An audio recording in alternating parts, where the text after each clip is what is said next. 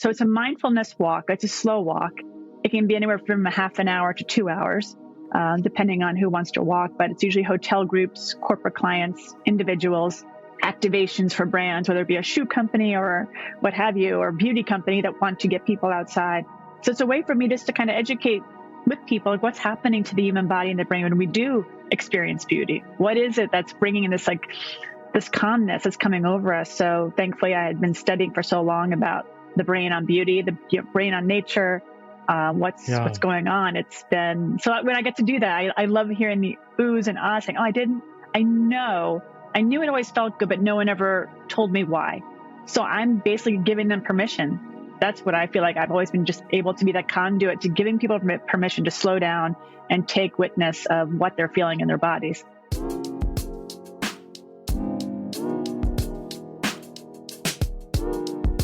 I'm Brandon Vaidyanathan, and this is Beauty at Work, a podcast about how beauty shapes our world and the work that we do.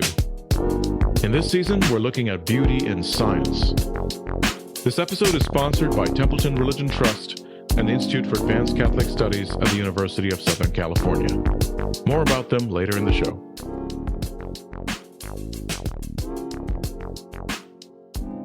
Hi, everyone, and welcome. I'm so delighted to have my guest here today, Jennifer Walsh. Jennifer is an acclaimed entrepreneur, author, and media figure who spent more than 25 years working at the intersection of beauty, retail, nature, and neuroscience to help people flourish. She founded Beauty Bar in the 1990s, America's first experiential retail brand incorporating biophilic design, which was later acquired by Amazon in 2011. And in 2016, she launched Walk with Walsh, a video series set in Central Park, exploring the human connection to nature. And this led to her deeper research into the effects of beauty and nature on the body and brain, culminating in her Wellness Walks program, which combines mindfulness and biophilic education. She's the author of the popular wellness journal, Walk Your Way Calm, and the podcast co-host of Biophilic Solutions, Nature Has the Answers. Jennifer guides organizations globally on biophilic design and the importance of experiencing beauty and nature each and every day for optimal health. Jennifer, it's so great to see you and to meet you. Your work is so inspiring. I'm so delighted we could have a conversation. The feeling is so very mutual. So I'm so honored to be a part of this platform with you because I have loved listening to your guests and the stories that you have and beautiful conversations that really kind of expand our minds, which I think is really important. Awesome. Thank you. Well, yeah, I'm really delighted. Let me ask you a little bit about your background. The first thing that I want to ask you about was your twin sister, who in many ways I think inspires your biophilia. Could you say a little bit about her and your journey together? Sure. So thank you for asking about her. Danielle is really special. She is my twin sister. I'm the older sister. So I say I'm older, so I'm cooler or whatever. No, she's my North Star. She's an angel to me. She's been in a group home since we were 2. So she is profoundly disabled. She has no access to really use her legs, her arms. She can speak a little bit, but it's more of a mental capacity of a 6-month-old. So At a very early age, I was able to kind of understand what it was like to have someone with such special needs, beautiful needs that have really taught me so much about the world. She didn't have to say anything to me, but I learned so much about life from her, from what she shared just by being silent and just teaching me empathy and kindness and compassion all the time. And so a lot of what I do and everywhere I've ever been in my life, I've always thought that I do it for both of us. She'll never have the ability to walk or run or see the places that I get to see. So when I bear witness to beauty every single day, I know she's next to me all the time. Mm-hmm. And she loves being outdoors, right? Was that something that got you? She does. It's really, oh my God, Brandon, I'm so glad you said it because it's so cute when she's in her wheelchair. I mean, she relies 100% on other people to take her outside because she cannot do it herself. So whether it be myself, my family members, or someone, a nurse or staff in the home, when the minute she goes out the door in her wheelchair, she squeals. Like she squeals with excitement and this joy that sometimes the laughter she can't breathe because she's laughing so hard because she gets so excited. Wow. So it's really a beautiful testament to how really beauty and the outdoors really changes you in such a profound way because I get to witness it and just to watch her evolution from being indoors and wheeling her out into the cold or the breeze and the fresh air. She just loves it.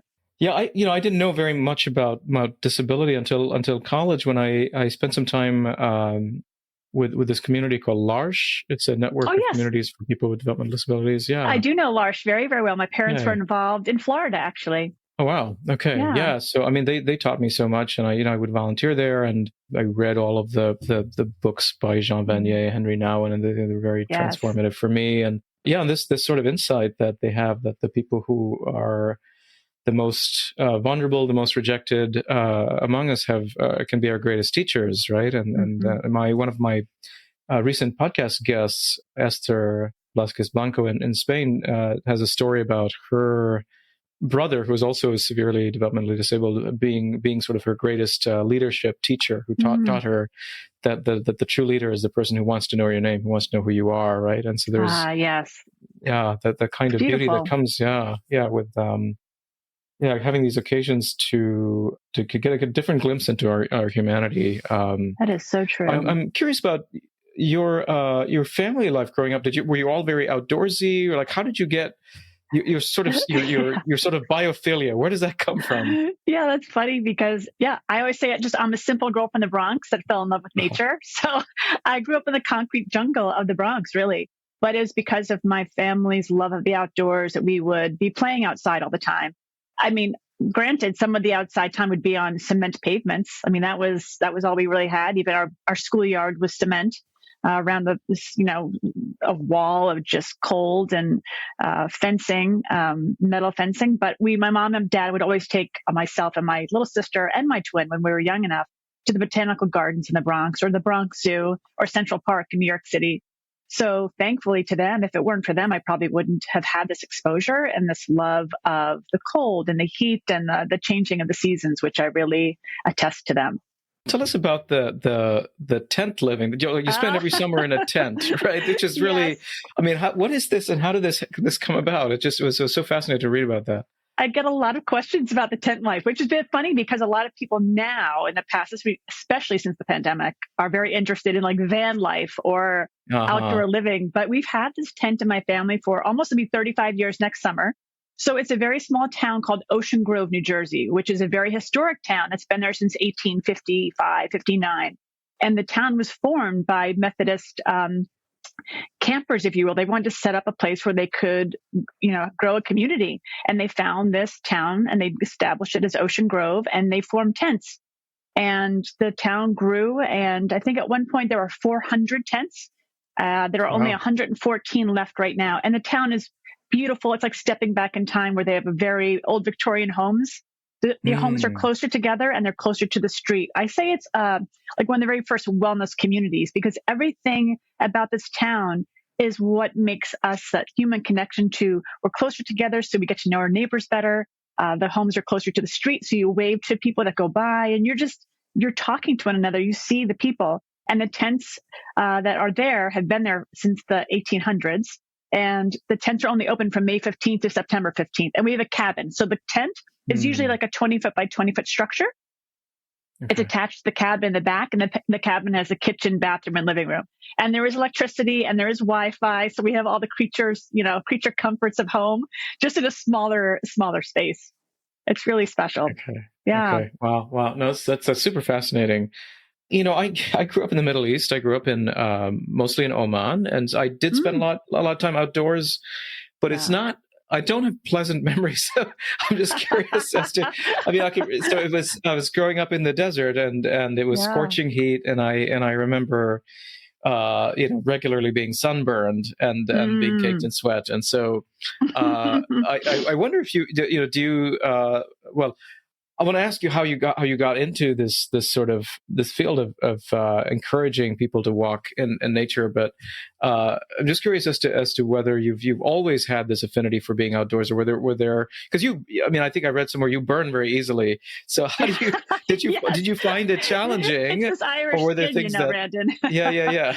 I burn very, very easily. So I was a lifeguard as a kid, and I was called tomboy as a kid. So I love the outdoors. So that was the phrase back, in the 70s and 80s was a tomboy. And I love to play dress up. But my friends, I had a lot of male friends, and we would always be doing sports outside. And then it kept growing, and I loved to be I've done a lot of marathons and triathlons, and every sport I could try, I tried. Tennis and soccer and archery, and I really did love it. I loved orienteering, getting myself, and just trying to get lost in the woods. So it was a time for exploration for me. So I really enjoyed it. I didn't really fear it. I loved the cold. I always loved to be cold. The heat, I lived in Florida for 15 years, so I know what the heat is like, but I really prefer the cold, to be honest. Okay. Yeah. That's great. Yeah. I have a daughter who wants to move to Alaska because she loves the cold, and if it's snowing, she's out in her shorts, and it's just, I can't do it. I have very poor, what do you call it? My extremities get very cold. Circulation, right? It's just not very good. So It's just very, very funny. Tell me about your foray into the beauty industry. How did that happen? Like, how did you start your career? What led you to start Beauty Bar, and then how did all that come about? Yeah, I was actually in finance right out of college. Wow. So I went from finance to beauty is really interesting. But my mother was a makeup artist. So I learned a lot from her about makeup artistry and color. And again, I was this tomboy, but I still loved makeup. And I quit my job at Merrill Lynch in my mid-20s, and to my parents' dismay, they said, please don't leave your 401k behind. And I decided to go out on my own. And I mean, this was in the mid to late 90s, when there weren't many female entrepreneurs that I knew about, but I knew that I loved makeup, and I wanted to, let me backtrack a little bit. When I was working at Merrill Lynch, at night and on the weekends, I was interning everywhere I could to learn about makeup application for magazines, for photo shoots, for concerts. And I was just doing everything I could for free just to learn about what it was like to be on set. And I fell in love with the process of photo shoots. And again, I was doing the makeup artistry, or I was just carrying the makeup for people, or cleaning the carpets, or carrying coffee. I didn't care. I just wanted to be a part of the process so I could learn and build up a portfolio of work of things I used to work on. And so what drew you to that? What, like, I think I've always loved artistry. I loved art, and I've always loved art. And even as a child, I was always in sculpture class or art class, and drawing and sculpting and pastels, and I love artistry. Okay. And so I thought of it, I guess, as a form of artistry. And then I was able to start painting the faces. And then I was called to do some concerts at the time. It was like 98 Degrees and Jessica Simpson and Molly. Wow. Oh my gosh, I've forgotten. Not Molly. Anyway, there are lots of actors and actresses and singers I started to work with. And that's when I quit Merrill Lynch, and I was doing a lot of makeup artistry for TV production and movie production. And I started making makeup for women. There were these things that you could buy that you could actually mix makeup for people. So I go back in Avon back in the days, I would go home to home and start whipping up makeup for people in their kitchens. So that was the beginning of wanting to get more involved in makeup. And then on a fluke, a friend of mine was a TV producer in ABC affiliate. I was living in Florida at the time, and he knew that I was doing makeup artistry for these artists. And he said, I need you to come on air with your makeup kit and talk about what you're using on these celebrities, because our actual guests fell through. And to be honest, I cursed at him. I'm not going to say it, but I said, absolutely not. There's no way I'm going on TV to talk about that. I do the makeup for the people on TV. And, this is back in the day when there weren't people really on TV except for the anchors that were on TV. So he threw me in front of the camera. I wound up saying yes. And that segment has led me down a path where I've been on TV almost 27 years, every single month since. So it changed everything for me, because that segment then turned into a weekly segment. And then people were calling the studio saying, why is she talking about these products? I've never heard of them. You can't find them anywhere. And this was pre-Sephora and pre-Ulta days. So you could only find products in a department store. Okay. So it kind of gave me this idea. If I could use the TV segment now as this educational tool, what if I opened a store that could be my sales channel? Yeah. So, and that's what I did. And everyone said, don't quit your day job. It's the dumbest idea they've ever heard. No one's going to leave a department store to buy beauty products.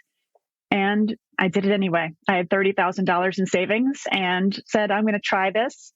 And what do I have to lose? But I felt it so badly in my gut. I just felt like this would be something important and meaningful. So I took the leap and I did it in 1997.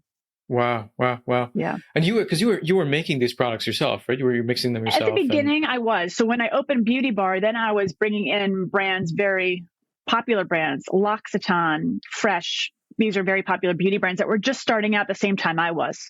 So wow. I was the ability to just kind of say, I'm going to sell these products. I didn't know how to sell beauty products, but I wanted to create a space, Brandon, that made people feel comfortable and welcome. Yeah. So I was creating a space for biophilic design without having a title for it or a word for what I was trying to describe. So I was putting in wood features, hanging up shelves. I got at Home Depot. Like everything was made from. I either grabbed it from my home or my parents helped me hang things from Home Depot, just to decorate, hand paint to the store itself. And the business really exploded. It took around a year for people to understand what an apothecary was. Okay. And the brands were really so new and unheard of. And I had men's products and no one had ever bought men's specific products yet. So I wasn't making any of this anymore. These were all brands that were available around the globe that I was bringing in to sell. Okay. But you were, say more about the biophilic design. How did that component come into your sets, or how else were you incorporating it? It was interesting time because, again, I was in my 20s and I was just going off what I felt. And I really wanted a space for all to be welcome. All people of all ages, of all backgrounds, just to come and be welcome and feel comfortable and not feel like they're being sold to. But I wanted people just to be and not do. I just want people to feel like they could be there and not have to shop, but they could converse with others that were there. And it was, so I always said, like, it was like my living room. People could come in and they introduced me to out of town, neighbors and friends and family members. And it was this beautiful space that was warm. I had green on the wall. As I grew the business, I opened more locations. So I was able to open or move my first store into a bigger location, and that became my flagship headquarters. And I remember, Brandon, people would come in, like experts. Again, I was in my late 20s, early 30s then, and they would say, Jennifer, you're doing all this wrong. You're putting way too much emphasis on the space. And you should. I was shoulded to death. You should have a chandelier. You should make the walls pink. You should. And thankfully, Brandon, I didn't have any investors, so it was up to me. I could make all the decisions myself. And I was able to say, no, I feel this in my gut. I want to keep it. I want the slate walls. I want the green. I want plants. I want water features. And I had a friend of mine that worked at a radio station. So he kind of put these sound beats together that were very unique. So it was almost like binaural beats. So it was a mix of music that was very temporary, but from Europe, mixed with nature sounds and different beats that he would form. And people would say, can we buy your music? And I'd say, no, I can't sell you. I wish I could. I even have like one of the CDs still here. I still have one. But he made hundreds of them for me. So we had a very unique sound. And of course, the flagship was across the street from the beach. So we had the ocean air coming in and the scent, and it was very sensorial. The experiences were very sensorial. And every event that we threw was mixed with, if we were selling fragrances, like could we mix that with chocolates and wine that would pair with the fragrance that we were selling? So it was just a really beautiful, because I realized, Brandon, it wasn't about what I was selling. It was more about how people felt in the space, in themselves, the beauty of experiencing the beauty around them, really, and being witness to how people felt in their own skin when they felt comfortable with my staff, with me, with the neighbors that they would be there with, their pets. It was just, I felt very like it was a welcoming place for all. And especially having a twin sister with disabilities, I wanted to make sure that everyone could access.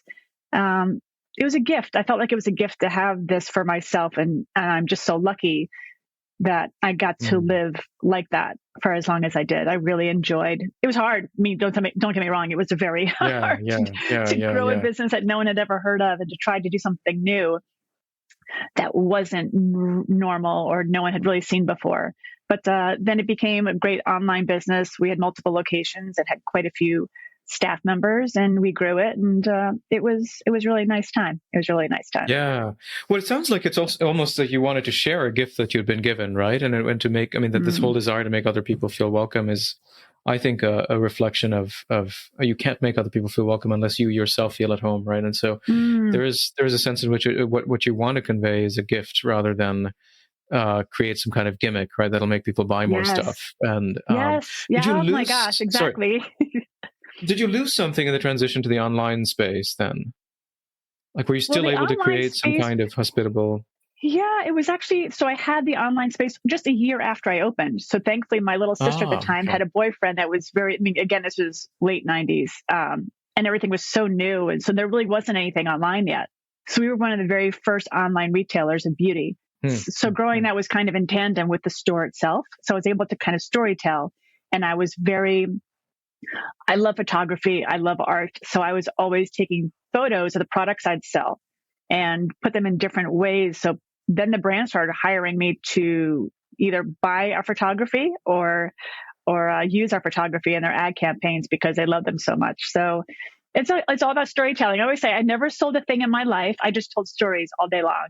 So it was Okay. really Okay. fun. People resonated with certain things because I said, "Oh, this was created in the French, in Switzerland, or this was a lavender field in France, and it was created by those who are blind, and that's why the packaging has Braille on it." And so when people resonated with stories, it changed the whole dynamic of why. So when people really know the story of where they come from and why, it changes everything.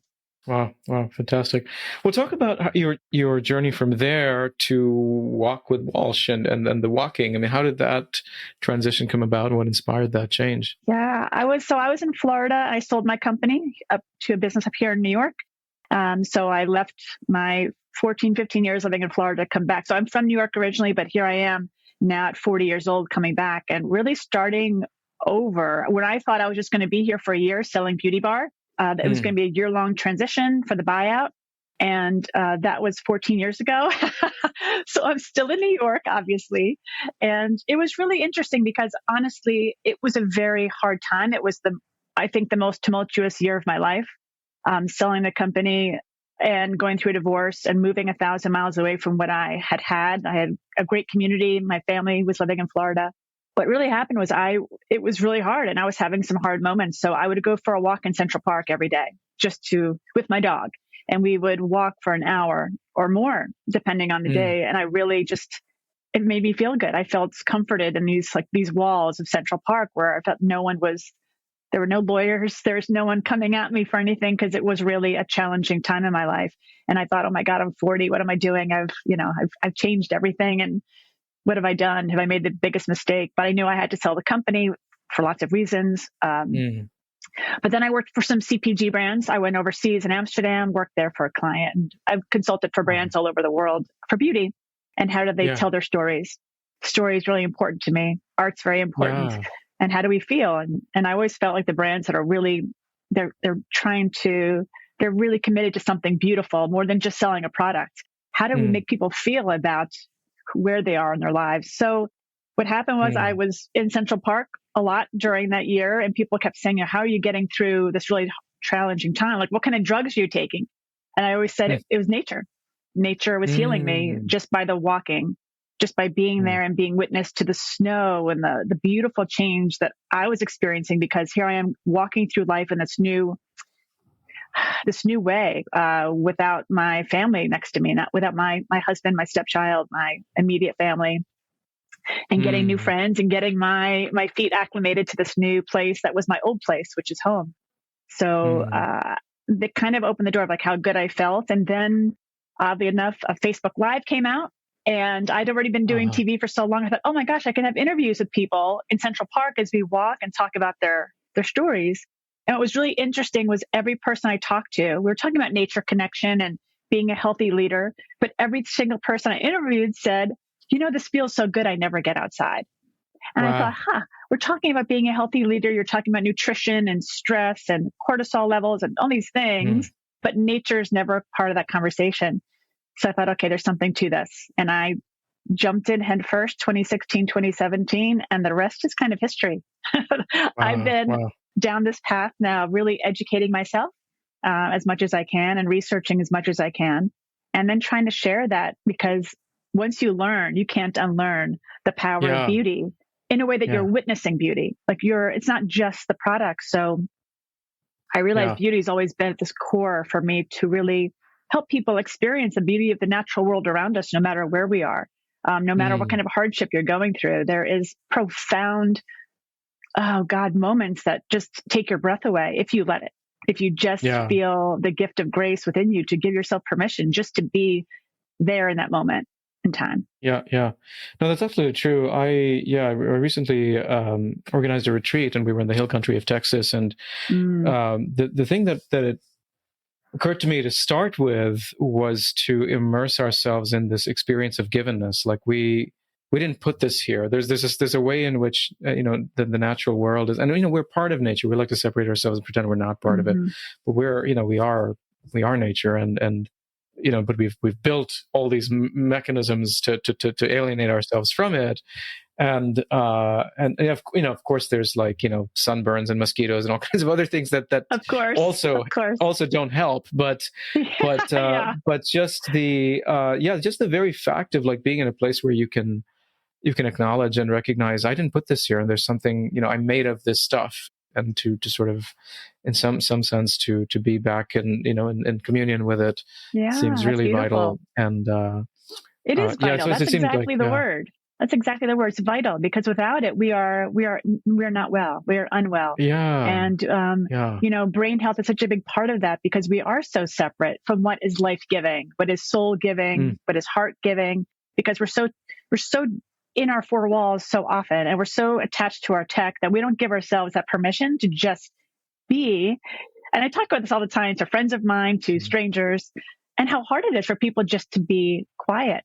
And I find that fascinating, because especially since COVID, my life became very quiet here in New York City, as many did. But I really was able to witness this profound beauty in the midst of chaos during that year.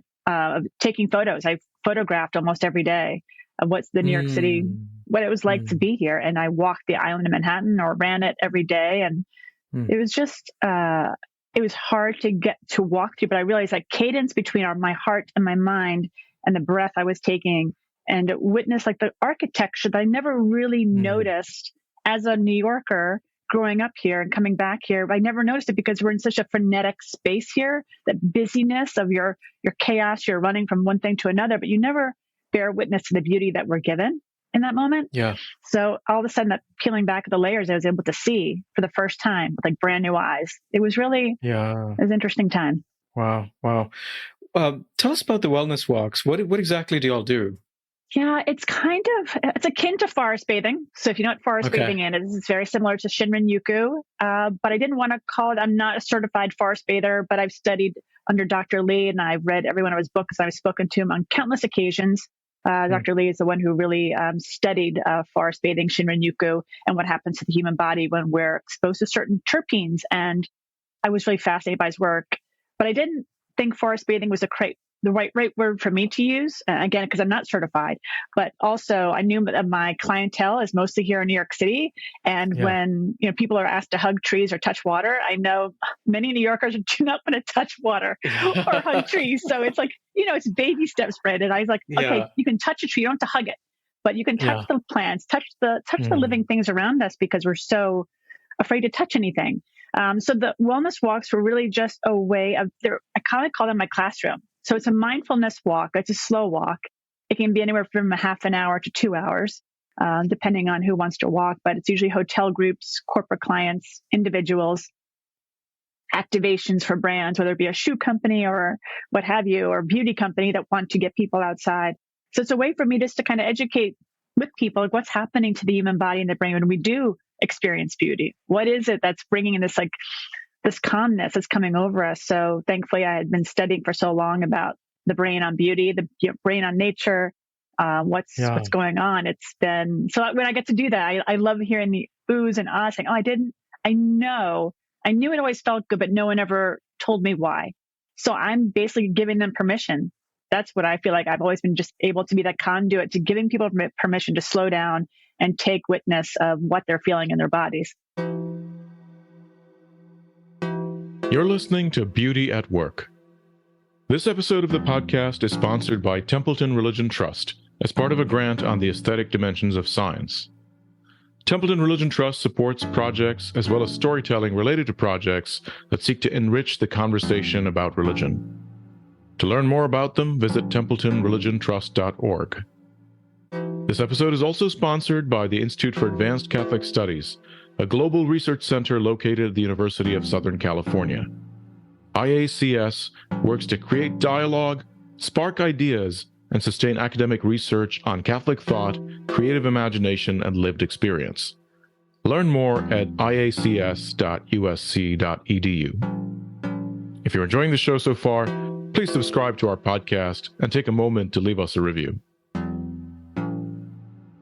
So say a little bit more about the educational component and what you've learned in your journey about neuroscience. And we've certainly we have some friends in common like Anjan Chatterjee, and I'm curious to know, how you've incorporated that into your work. Oh, absolutely. Well, when I first really started studying and researching, as you know, is what you do in your work. It's one thing to say something is great, or it's one thing to say something feels good, but something totally other when you can say this is backed by science and here's the data, here's the research. Mm-hmm. So when I really started out on this journey, I was trying to find someone that I could really talk to or partner with that would be on the same kind of path that I was on. I was having a hard time finding someone that was studying the neuroscience of nature. I couldn't find anyone that was really talking about nature exposure, whether it be outside and inside. I mean, I knew there was lots of science already done, especially back in the 80s.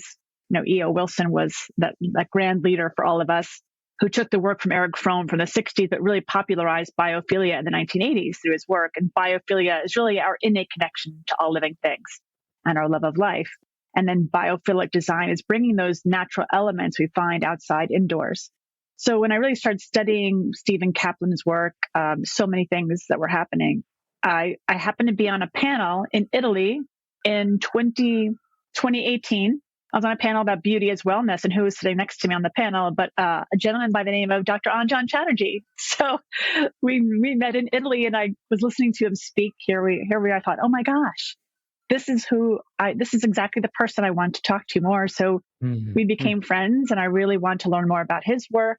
And a few years ago, I realized he had been studying biophilic design. So he knew my work was already committed to biophilic design 20 some odd years ago. So we really understood one another, and I got to read his books and learn more about him. And now I'm just kind of doing some more things with him that we have hopefully in the works down the line for 2024, which I can share at a later time. But yeah, he's a wonderful person, and he's introduced me to so many great people.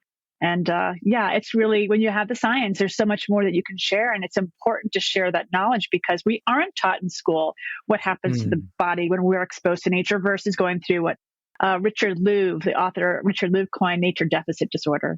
Yeah. So it's really interesting to know. And when you know, you can't unknow. Right. Wow. Do you have these walks, the wellness walks in other cities? Is it just a New York City thing, or do you find it now? I mean, are you doing this elsewhere? Or? Yeah, they're everywhere. I did in Italy for the Global Wellness Summit. I do them all over the country right now. So a lot of the time I'm speaking around the country, around, your brain on nature. And at the same time, I'll either lead a walk in the morning, or when I'm there, I lead a walk for that team. Because again, I think it's one thing to say it, but it's another thing when you experience it. So I love being able to talk about it and then take that group out for a walk either beforehand or after to say, okay, now can you feel what that's like to just be in that presence? And it's great to be in these different parts of the country to really then access what it feels like. And I was in Wisconsin a few weeks ago. I was in Colorado before that, and, Florida, and the different heat and the cold. And I was in Miami 2 weeks ago leading a walk. So it's very different going from Wisconsin 1 week to Miami and that the shifts in temperature. Yeah, it's beautiful. Yeah. Are there places where you've struggled to appreciate the beauty? Oh, of course. I mean, there are, and it's interesting that you say that because, there's a lot of talk about biophobia. I know Dr. Anjan talks about, not all nature is, beautiful. It can be scary and hard, and a lot of there's been a lot of talk. I learned about biophobia early this year that I never really thought about because I've been and I apologize for the noise because it is New York City still.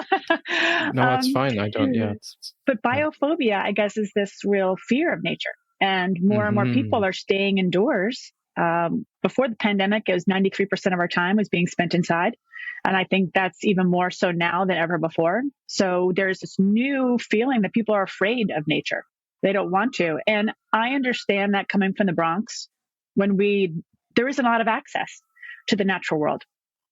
So to find beauty, you have to really seek it. especially in places that are, dense. There's like food deserts. It's kind of like there are deserts there isn't enough nature in some places. So, and people are fearful of what's around that corner, or I don't want to walk through that park because it's a certain time of day that could be dangerous. So I understand when people are so when I walk in certain places and I'm seeking the places where people are not going to be turned off by all the noise and the sound of the traffic, and you have to kind of find it. You have to look for it. Yeah. And it takes a lot of, I mean, cities have to really value that and prioritize that, right, into urban design. And it's 100%. Absolutely. And it benefits the customers, it benefits the employees when biophilic design is involved. And of course it benefits the community because it's beautiful. You can't tell, you don't have to tell someone it's beautiful. You feel it.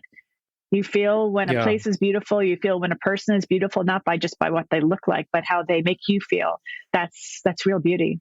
That's real beauty. Yeah.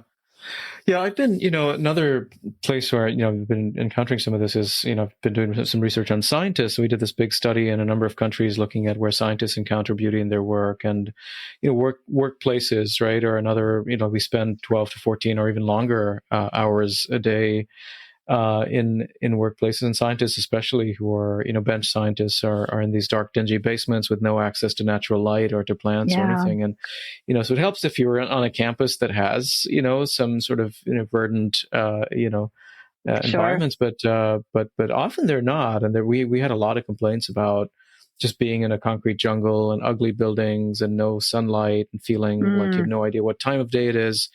And they're well aware that it's affecting their mental health. It's just very clear that this is not good in the long run. So it's unfortunate a lot of our workplaces are not really. They're not. Thankfully, I think there's a lot more awareness, and there are changes that are happening. I know you see that in your work with architects, I should say, and what they're doing for city planning. And we have our podcast, Biophilic Solutions, where we talk about these city planners and what are they doing? How are they making changes? So that way, everyone from young children to seniors can benefit from this more nature exposure and not be afraid of getting outside and not being afraid of the colder months ahead. I feel like there's so many people. There's this interesting, like I hear it here in New York City, this anger that winter's here. I hear it almost like this screaming at the top of the lungs that people are mad that winter's here. Yet in Colorado, they celebrate it. They can't wait because they get to be outside and enjoy the seasons. But here, for some reason, I'm hearing it more and more, louder and louder, that they're fighting. People are fighting the seasonal change as if it's never happened before. So, how do we equip these people to understand a little bit more about so where is that coming from? Is it coming from a cultural thing? Like I'm Irish. I like the cold, the damp, the wet. Some people might be from India and they like the warmer, dry conditions. So I like to peel back the layers of where is this coming from? Is it a cultural thing? Is it in your family that your parents didn't take you out, or you just didn't like where you grew up, or, it's just interesting to peel back the layers of why people feel the way they feel about the changing of the seasons and the wintering, I like to say. Yeah. Do you have then some recommendations for people who are, say, maybe biophobic? I would imagine, like a summer or fall or a spring day is more easy to appreciate, I suppose, than sort of a cold. Right now here it's cold and rainy, but especially if you're in a city and you're in New York or DC in November, December, January. What do you recommend? How do you what kinds of tips can you give people to help them in those times? Yeah, it is that the time of the year where people just want to go inside and get cozy, and I'm all for it. But what I do suggest for people, because it is getting lighter in the morning, it's darker in the morning, I should say. But if you can get some early morning sunlight on your body, if you can go outside with whether you have a dog or if you have something else, I apologize. That's ringing. So if you can just get some sunlight early in the morning, that's really, really helpful.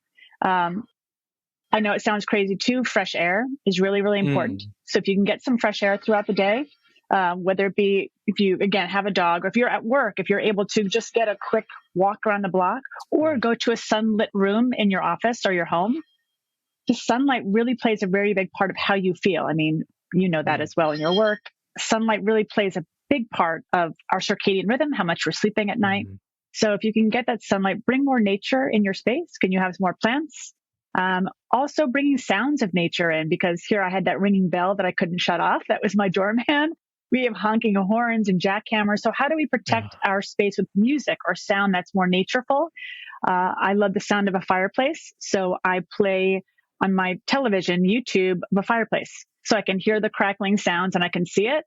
I can't smell it, but at least that's that visual and the sound. So whatever might soothe your space is really important as well, to make you feel a little more connected to nature, whether it be maybe a beach sound or a beach visual, roaring river, whatever it might be that really calms you and really relaxes you. Also will help you get through these months that seem to be darker. It's really, really important. That's great. You have another initiative called The Lost Art of Being Human. Could Yes. you talk about that?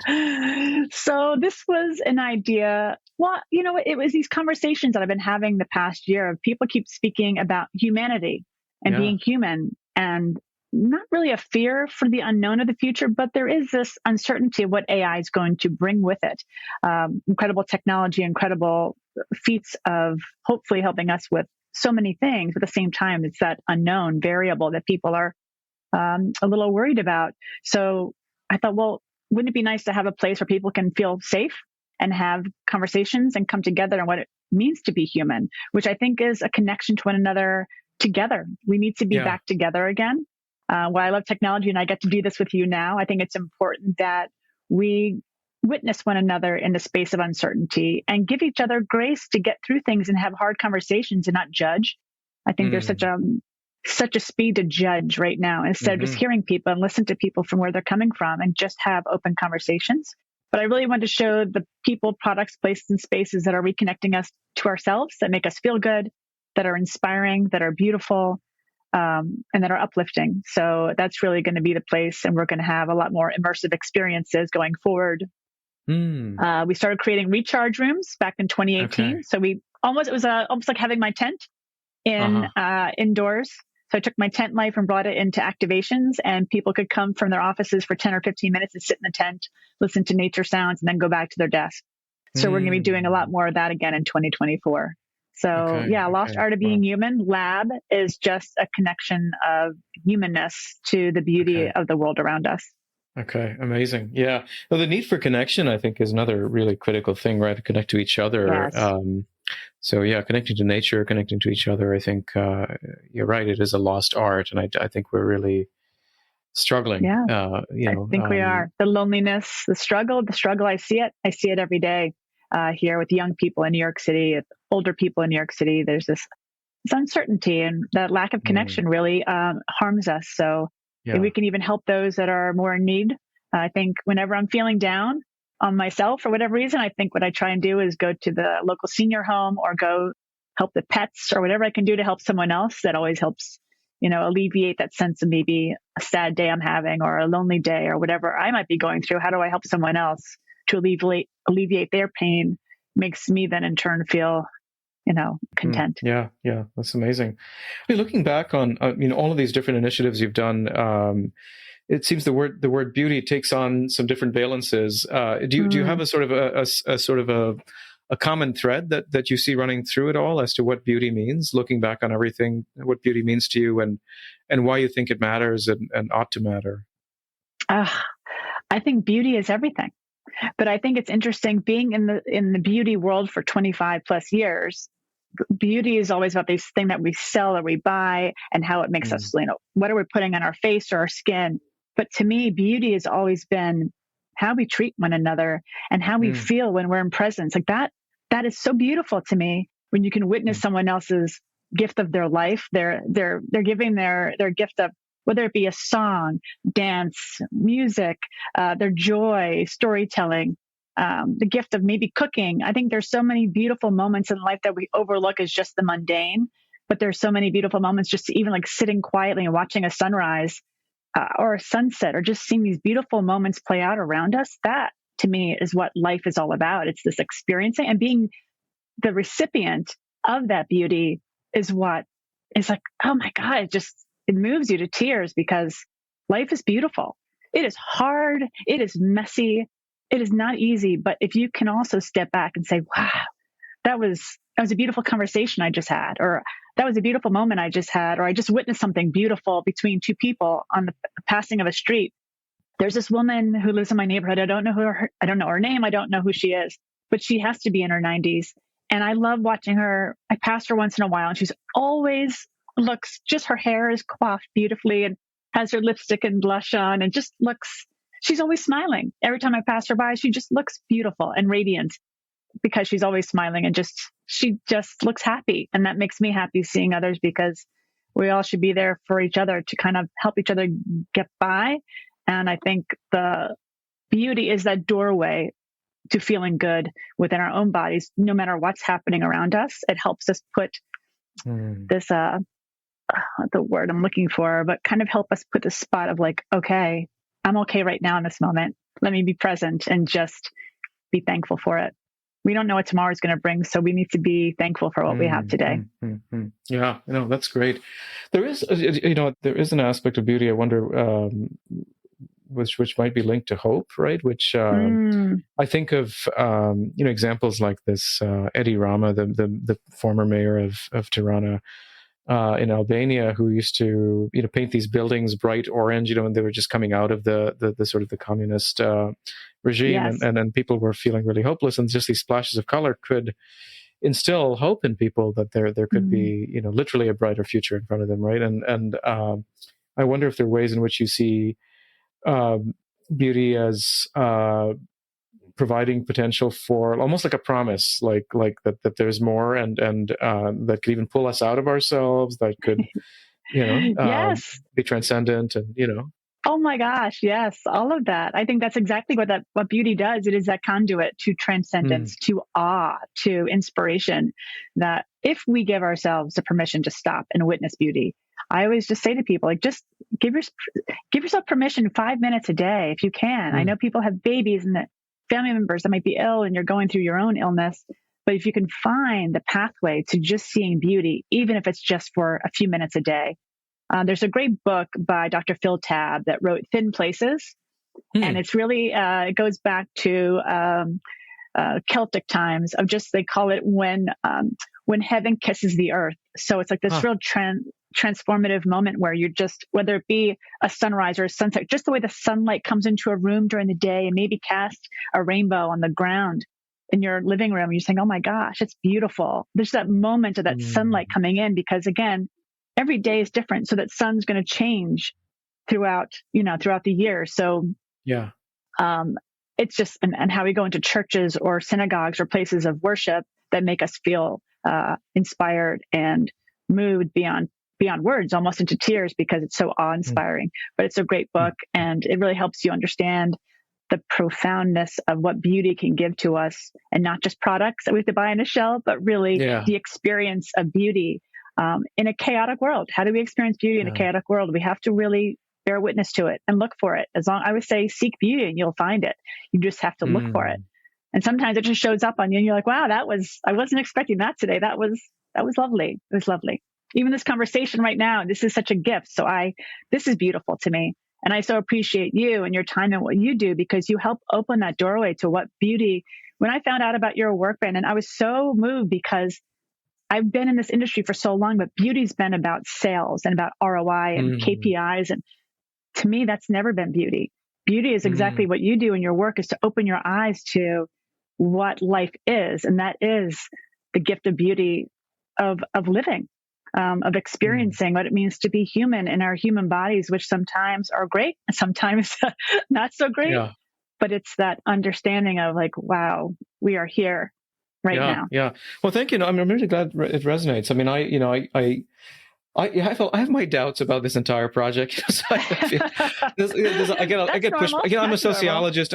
Because we're very critical. We're trained to be just super cynical and critical, and just to shine a light on social problems and the injustice in the world. And so coming from that space, there's a lot, like a nagging critic in my head at all times saying this is just completely irrelevant.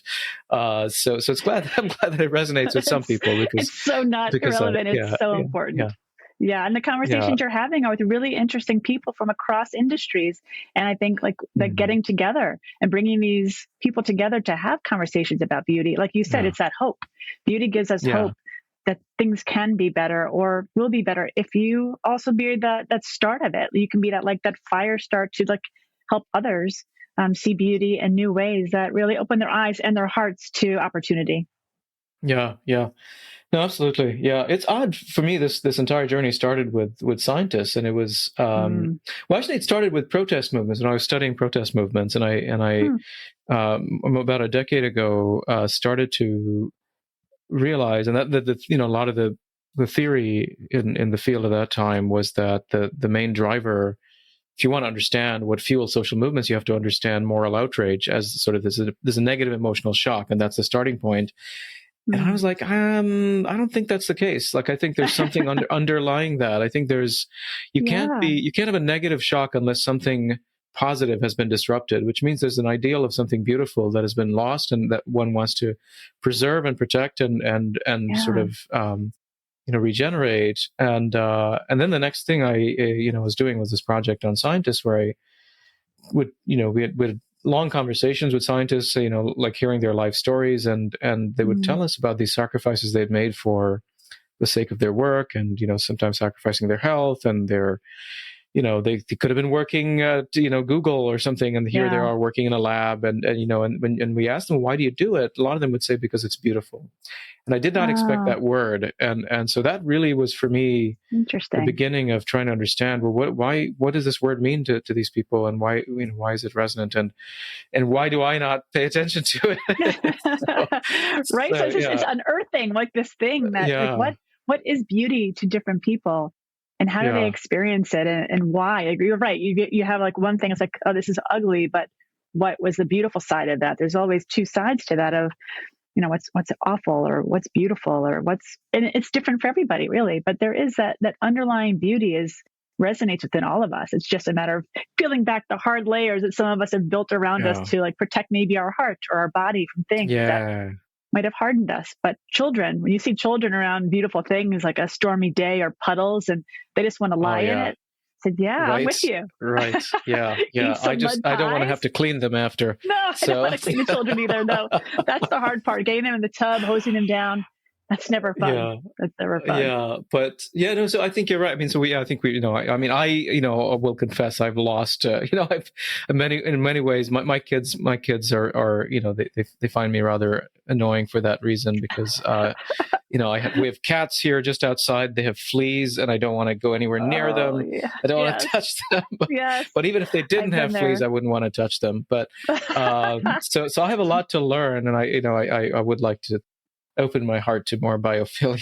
try to become more. Something. Yeah. Who knows? Yeah, maybe. Yeah, but even with people, and going back to your sister again, I mean, that for me was just such a great example, and even my time with Walsh. And my mother lives with severe mental illness, and she's been living with schizophrenia for 35 plus years, and I've been learning over time slowly to see beauty, right, in not the kind of typical physical beauty that the beauty world, the beauty industry deals in, but the kind of beauty that you see in your sister.